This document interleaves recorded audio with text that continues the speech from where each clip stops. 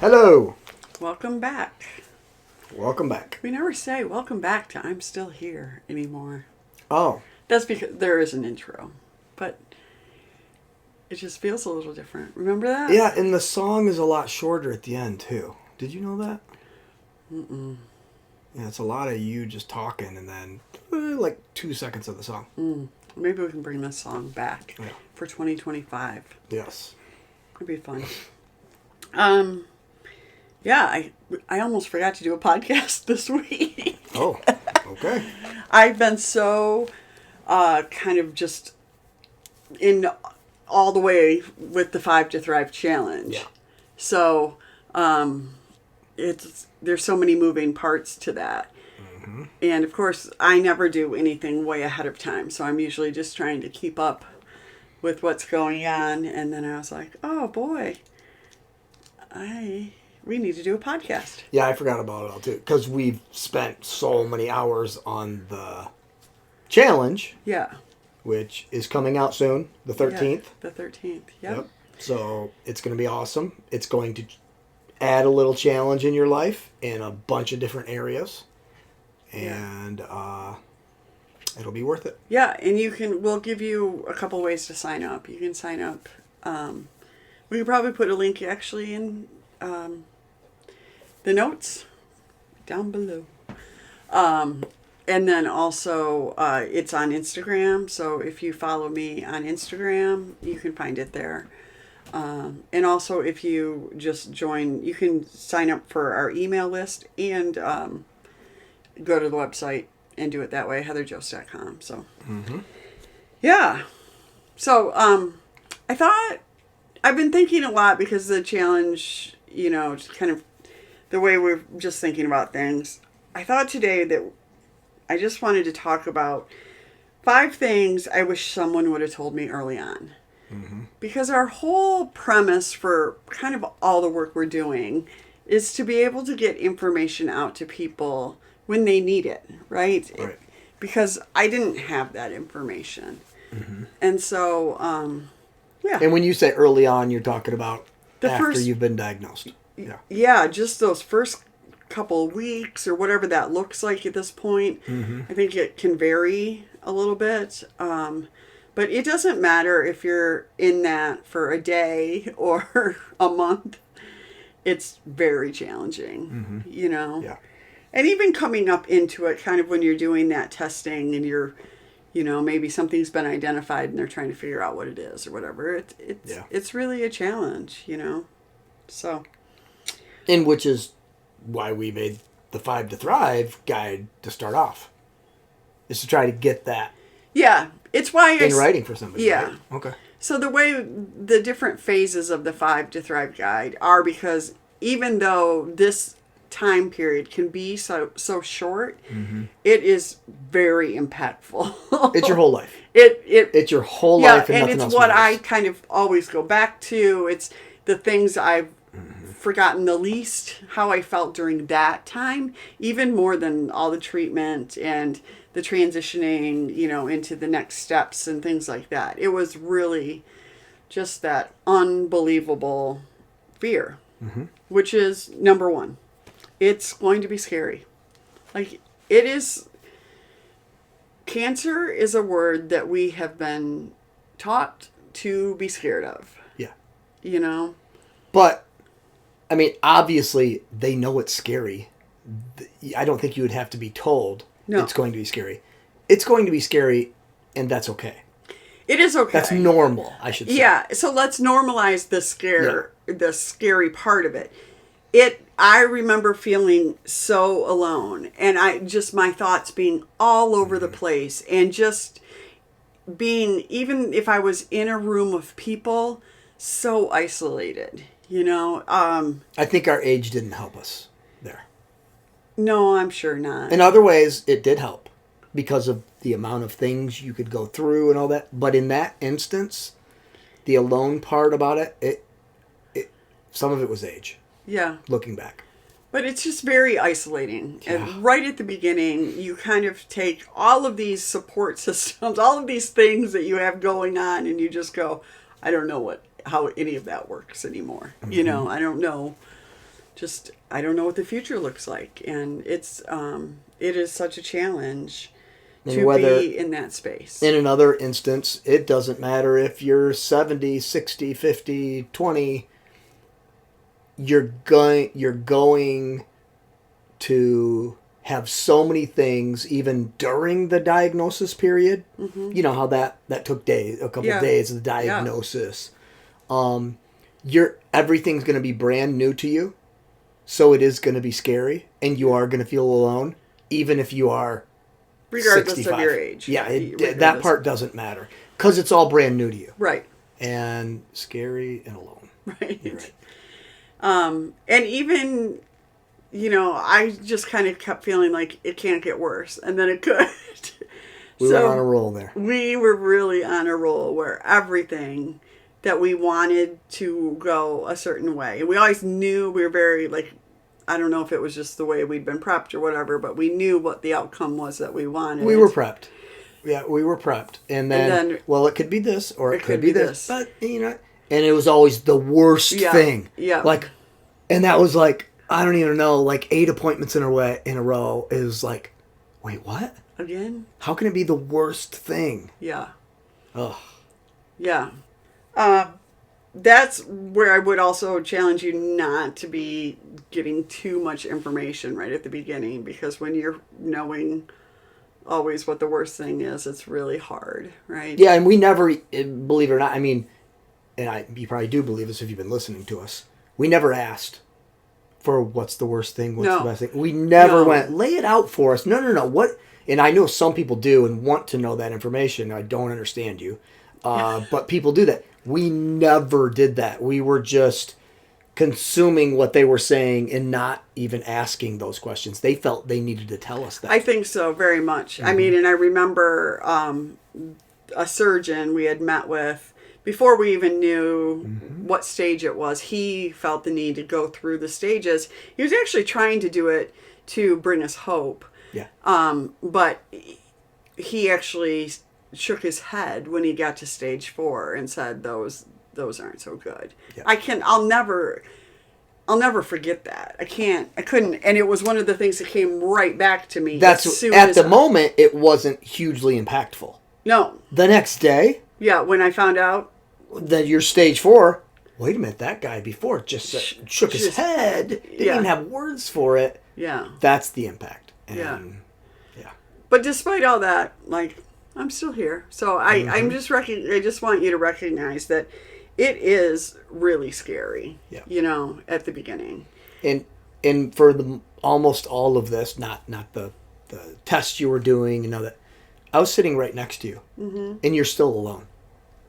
Yeah, because what's happening in your head is But it's still you. Yeah. I mean, you can be a partner and do everything together and all of that, and I felt helpless. And you felt alone, and that just doesn't make a whole lot of sense. Yeah. But that was the reality. I do remember that, and just feeling helpless. Well, and ultimately, even when we had that first conversation, when I said, "Are you scared to be alone?" and you said, "I'm scared to be without you," those are the kind of things where we live our lives together, but they are separate, right? They're separate lives. Right. We can't always be together, so. Number 2 sort of is in the same category, but I really feel like fear of the unknown is really the worst part. Mm-hmm. And that's kind of what drives anxiety, things like that. Our brains are so capable of making up absolute worst case scenarios. And we all live in reality, and we know it's crazier than knowing something really shitty, but yet being more scared of the thing we don't know. And it is so reality. Yeah. Oh, I hate it. Yeah. So you're going to feel better once there's a plan, even if that plan is really difficult. Mm-hmm. We as humans can endure so many things. We can really bring ourselves through a lot of things. But I think when we spiral a lot of times, it's based on what we don't or making up these scenarios in our head. This is where even early on you have to start pushing back with, you have a terrible thought. Am I going to be here? Or I don't think I'm going to be here.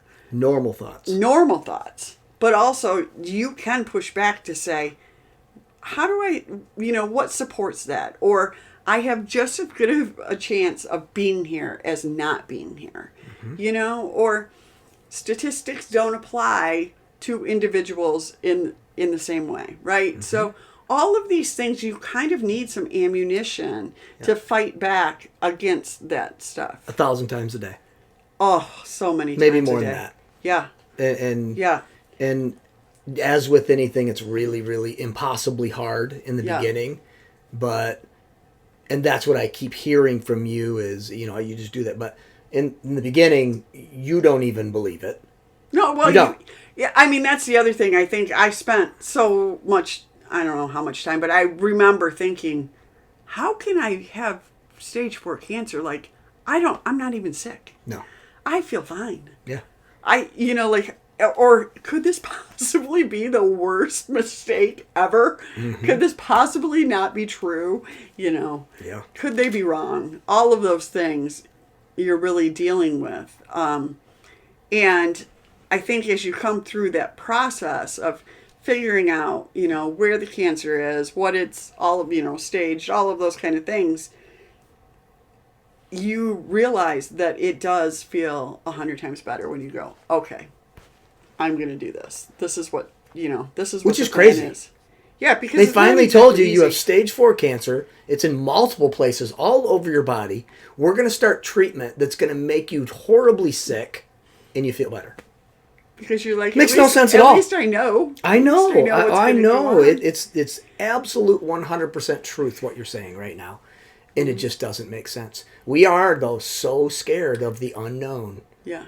The other thing with that, I will say, because, treatment has changed so much over the years, that a lot of people now are starting with something that's really tolerable, like immunotherapy or something that's very tolerable, and it feels like it's not enough. Yeah. Right? Oh, 100%. I can imagine that. It really feels like, wait a second, no, we have to clobber this. We have to hit it with the biggest hammer we can find, and who cares how I feel? And these are all these things that we've just been trained to think, Yeah, the thought that, wait a minute, the harder it is, the more effective it is. Boost my immune system to do this? You're gonna block some receptors, and it's gonna work? Yeah. And you know what?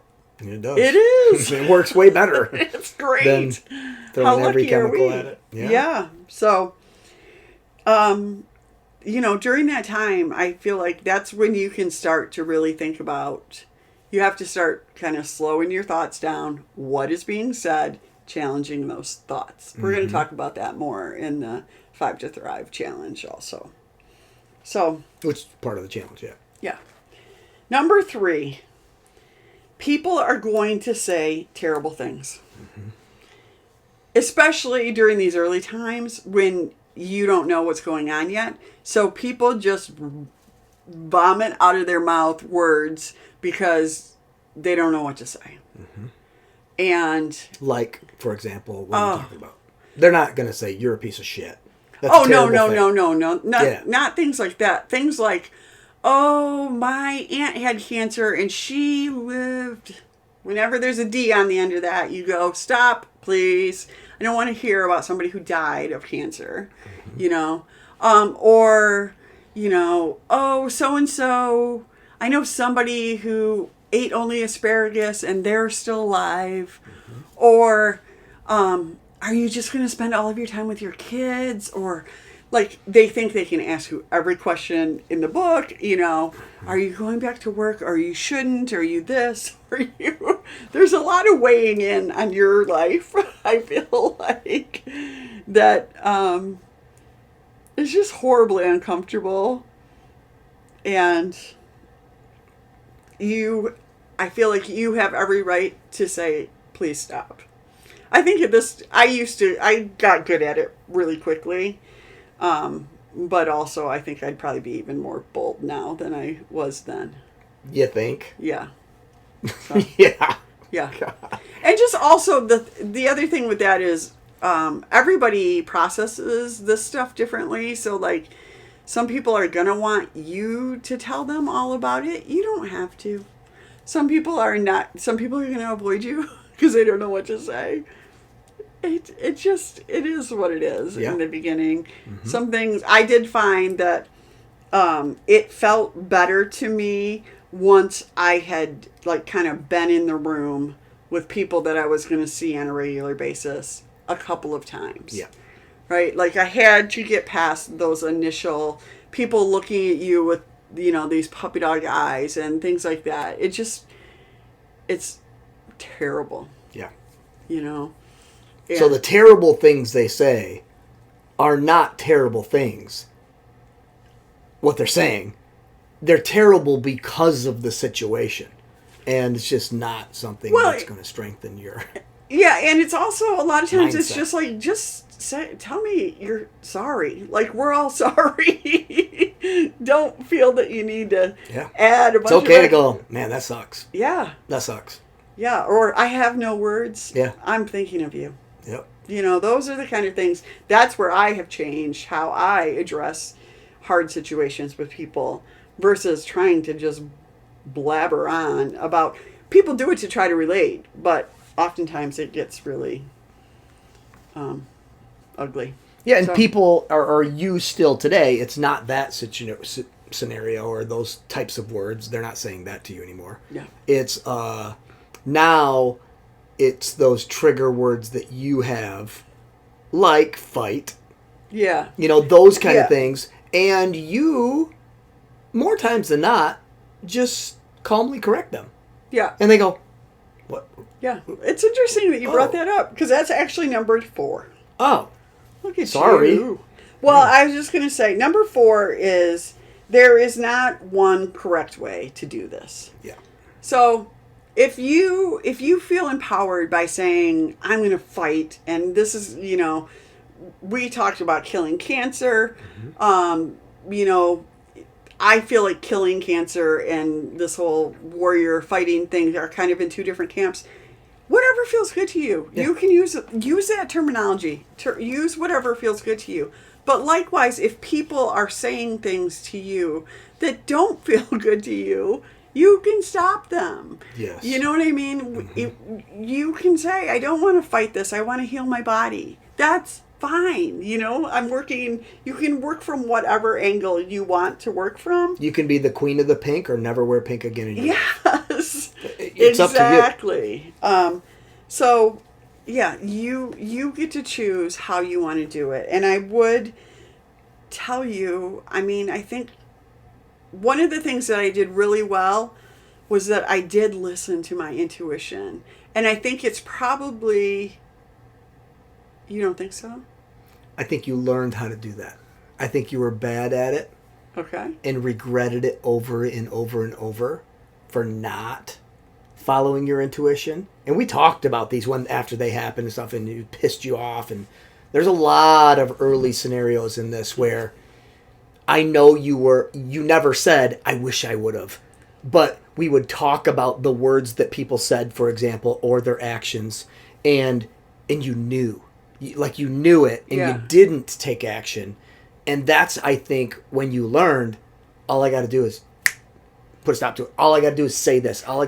And that you've learned as you've grown. I agree. I've learned, but I think I was pretty early on to adopt a plan that worked for me. Oh, no doubt. Yeah. Right? And it was not the plan that most people would come up with.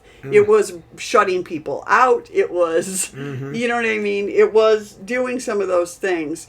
But I guess with all of that, it is like, I know those thoughts are swirling, but take the time to go to try to get quiet or to journal, to see what comes up.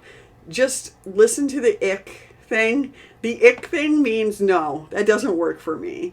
And we as women especially are told not to listen to that ick, that hair on the back of your head. That's what I'm saying.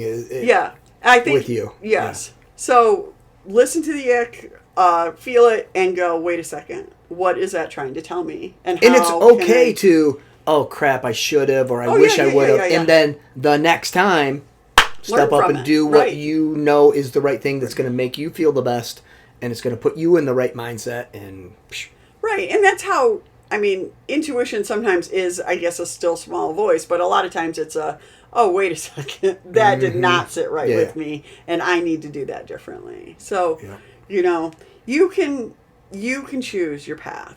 And that leads us into number 5, which is surround yourself with the right people. Mm-hmm. I feel very strongly that as the person with cancer, it's up to me to decide how I'm going to do this, and also who's going to be involved and what I need from them. I know we all have different levels of support, but like... you need different levels of support throughout when we talk about these different stages or different times of cancer. Yeah, different phases. It does. It changes what the support. Oh, for sure. Yeah. In the beginning, you need a few things. You need a good medical team. And it is also, in a good medical team, you need to be able to speak freely about how you want them to communicate. Again, I was very vocal. Do not tell me where all my meds are. I do not want to know. Mm-hmm. You know, a lot of different things that we kind of communicated early on. It's important for the team to consider you part of the team. Absolutely. Not just the patient. Yes. And again, letting them know, yep, I am trusting you to do everything within your power in this building. Like, from a medical standpoint, I am going to be also doing... things outside of the building to be working on healing, right? So we are a team. We're working together. And respecting each other in terms of I can make an impact and so can you, kind of thing. You might have to have some really honest and hard conversations with family and friends. If you are the person that everybody goes to dump all their worries on, this is not the time. That's the toughest right there. Yep. For those people. And I know a lot of people with metastatic breast cancer are those people. Yeah. That's hard. But I just would implore you to build those boundaries, to have honest conversations and say, listen, I love you very much, but I cannot take on your stress right now. Mm-hmm. And I see it in you. Like some people can kind of say, okay, I get that, and I can be with you, and then turn it to somebody else. We always recommend that they have somebody that they can go to. Mm-hmm. But some people might not be able to do that, and you might have to distance yourself for a while, Those are just, they're coping skills that are important, and again, you need to be the priority in this. And so allow yourself that. Give yourself that.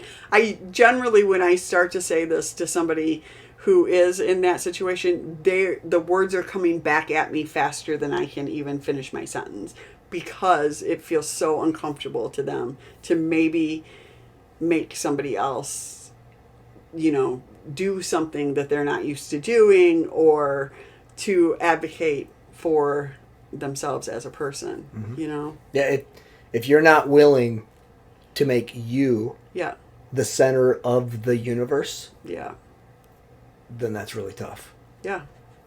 That's tough too, especially if you're not being normally that person, but you, in order to do all the things at least that you did, that has to happen.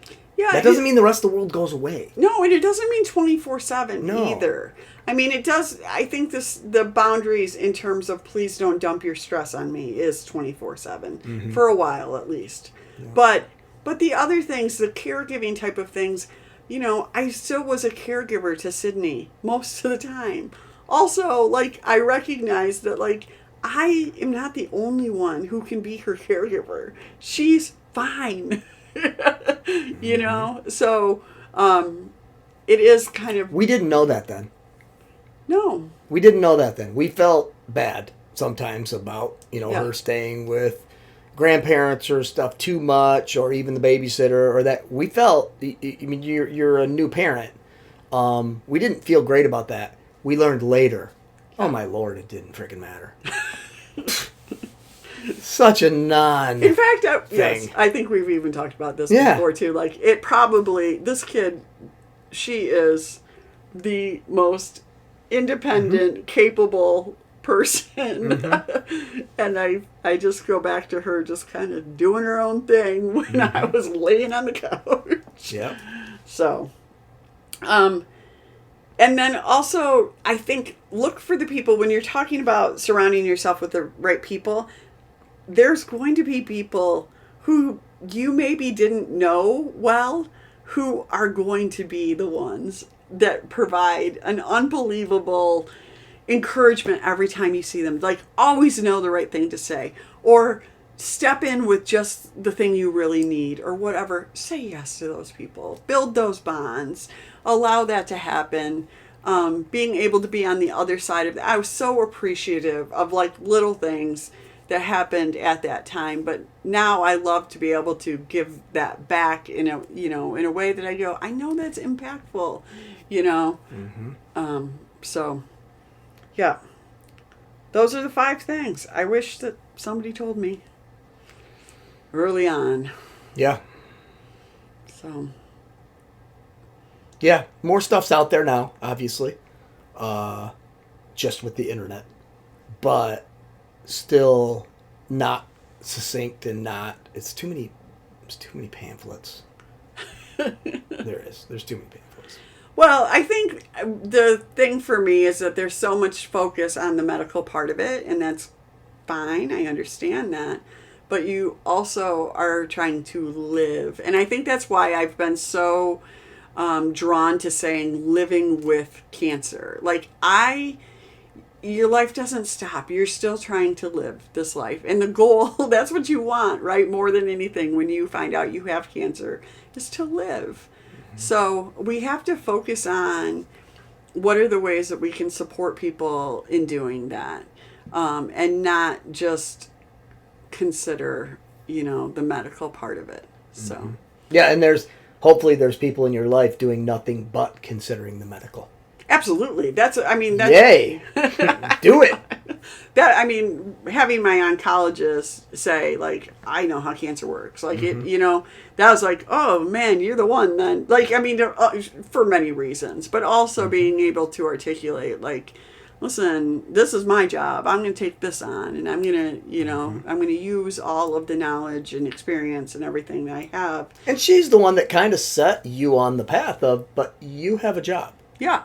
It's not just me. If we're going to do this as a team. Yeah. And she set the tone of that early on with us, and is like, oh, okay, I'm a player in this. Yeah. I know not all oncologists do that, and we were lucky. And I know, but I think it's also okay to expect that. You want somebody who wants to work with you, right? And even as a healthcare provider myself, like, I don't want somebody who's like, what are you going to do? What do you want me to do? No, I want you to be a part of this. I want you to invest yourself as well. So, all right. Well, next podcast, we will be in the challenge. Yes. Yes. Wow. Yes. So the challenge starts on the 13th, if you haven't heard. And if you haven't seen it, go check out the website. The easiest, probably, or on Instagram. Which is heatherjost.com. Yeah. And give us a week. Check it out. Yep. It's a challenge. So in those 5 categories there that we've been talking about, there's a challenge in each of them each week. There's a component to each. There's a component, and challenges or challenge in each of them. So it's not just the traditional beginning of the year, let's get that nutrition and fitness, or just fitness, and let's be healthier. This is going to make you overall. And you don't have to have cancer to do this challenge. I'm doing the challenge. Some other friends of mine are going to do this challenge. You don't have to have cancer to do this. It's going to make you better. Yeah. And the goal is that it won't be overwhelming. No. It's a slow build. It's an 8-week ramp up. Yeah, it's a slow build. At week 8, if you're doing these things, Yeah. You're doing a lot of things that are going to make you healthier. You've just incorporated some really good. Yeah. But you ramped it up so it Yeah. wasn't like, oh my gosh, and that's what a lot of us do with these New Year's resolutions and beginning of the year. It's just on. We're on. And this is a slow ramp up that you can be successful. And by the end of it, my goal in doing this was you've made lifestyle changes. And then what's the next 8 weeks? Yeah. So that's what we're going to set you up for. So give it a shot. Give 1 week a shot and see if you like it and go from there. Yeah. Sounds good. All right. We'll see you next week. That's it.